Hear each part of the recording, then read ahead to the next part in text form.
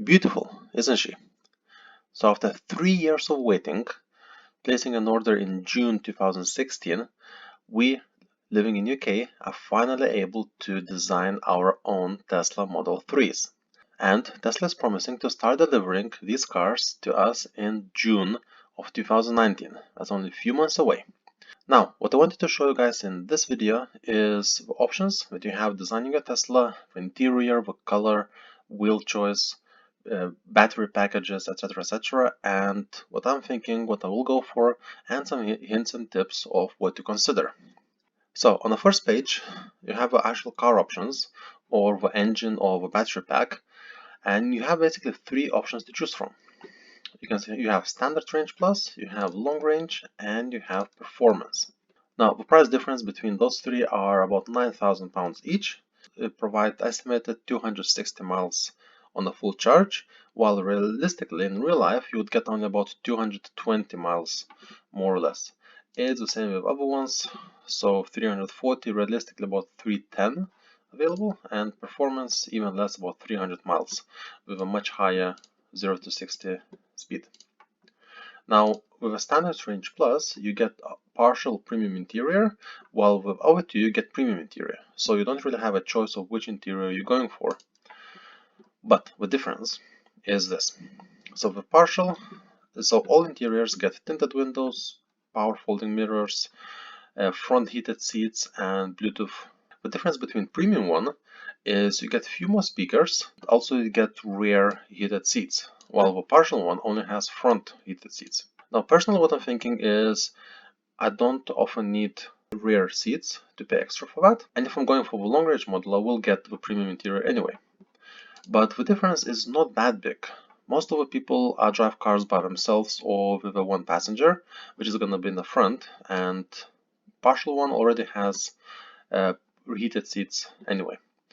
Upgraded audio, it's already good enough. Unless you are a meloman and you really like your audio, then yes, this is a really nice thing to have. Standard maps versus satellite maps, that could be interesting. I will show you some examples later on of what will look visually in other videos, so you can make up your mind. And of course internet browser and streaming services like Spotify that come in the premium interior. Both have 4 USB ports and docking stations for 2 smartphones, so they all come as standard in both interiors. Now, standard range has 220 miles, and personally for myself, that's one I'm thinking to go to, because I live in London, my commute is 5-6 miles every day, which is more than enough for standard battery pack. Occasional trips halfway through England, maybe a few hundred miles there, and the network charging points are expanding every month, so getting more and more charging points as we go. 220 miles, real life miles, are going to be more than enough for daily commute and occasional trip to Bournemouth, to Brighton, and places like that. 0 to 60 speed is not going to make any difference. 4.5 seconds or 5.3 seconds, so you will most likely will not feel the difference for normal driving conditions. So yeah, we'll choose this one. That's going to be £38,000.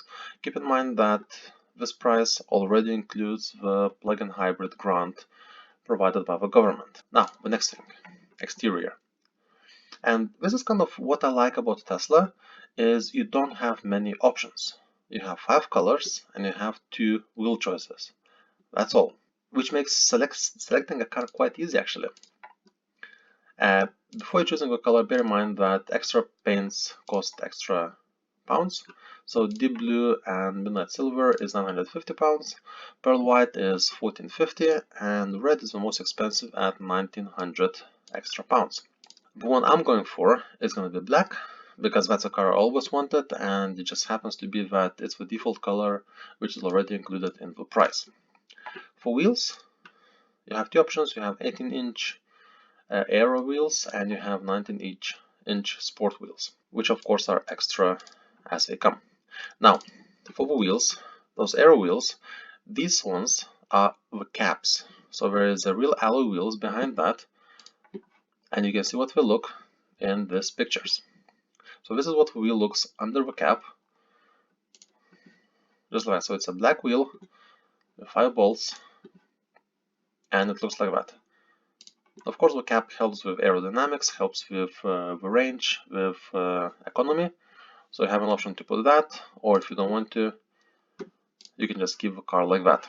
And that's the options I will go for as well. When you click next, we have interior. Now interior, again, very similar way, you only have two options. You have white interior and you have black interior. The one I'm going for is gonna be black interior, of course. White one, it might look nice, but it's not the most practical thing in the world. Especially if you have children, if you have pets, you will see the stains very easily. The black one is gonna be much nicer, and I think it looks much nicer, especially in a dark car. Another thing to keep in mind, this front panel here on the white interior is just plain white strip, and on the black one is a wooden panel, as you can see in the picture there, which I think matches up really nicely with the rest of the black interior and semi-white, off-white roof lining. Now when you click next, now you have an option for the autopilot. So UK model has an basic autopilot already included as a standard, and basically what it's going to do is accelerate, brake autonomously. If you have an emergency situation, it will brake autonomously, and it will keep the speed in the motorway in one lane without being able to move from lane to lane or overtake other cars. So that comes as standard in all Teslas. Now if you want full self-driving capability, that's going to be extra £4,900 if you buy it as you order it, or if you want to order it later, another £6,800. All there is a software update to have full driving capability, because all the hardware is already installed, all the cameras, all the hardware, radars, everything is already in the car, and it's only the software that you need to be enabled to have it functional. Now, because of regulations in UK, full autonomous driving is not available, and we don't know when it's going to be available. It's the same that summon a car in a car park. You can't really legally do that yet in the UK, so that's not going to be suitable. Also, auto park is a nice thing to have, lane change is nice, but again, you always have to supervise the car regardless of autopilot you choose from. And for that reason, I will go with just basic autopilot without full autonomous, because it's not yet available and it's not yet fully legal. Knowing that the hardware is already there and just enabling the option, I will keep that for later. And when you click next, all you have to do is pay £2,000 deposit that day, and they're gonna start building the car for you. And it shows the delivery, estimated delivery is gonna be in June. Although I wouldn't have my expectations really high, I would expect it maybe July, maybe even August. As I said, I've been waiting for this car for 3 years, placing my order in June actually 2016, a few months after it's been announced, and we haven't had many updates as it was coming up. I know in the US it started coming out last year, and yeah, I'm really excited, really excited.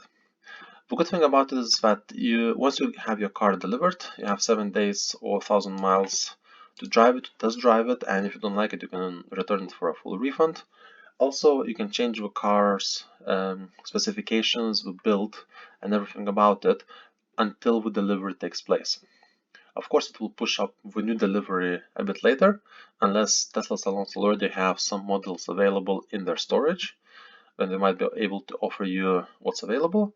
Otherwise, it might get a little delivered, but you can change specifications up to the delivery date. So that's also a really nice thing. And that's a nice thing that you don't have that many options to choose from. So you only have few variations that's available for the Tesla Model 3 at the moment, which I do like it.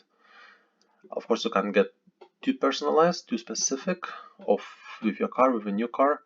But from what's available, I think it's more than enough options for most people to be quite satisfied. And because you're buying a new car, guys, then choose the way you want it. If you like something and you can afford it and it's reasonable for you, then yeah, get better wheels, get a better color, get better interior.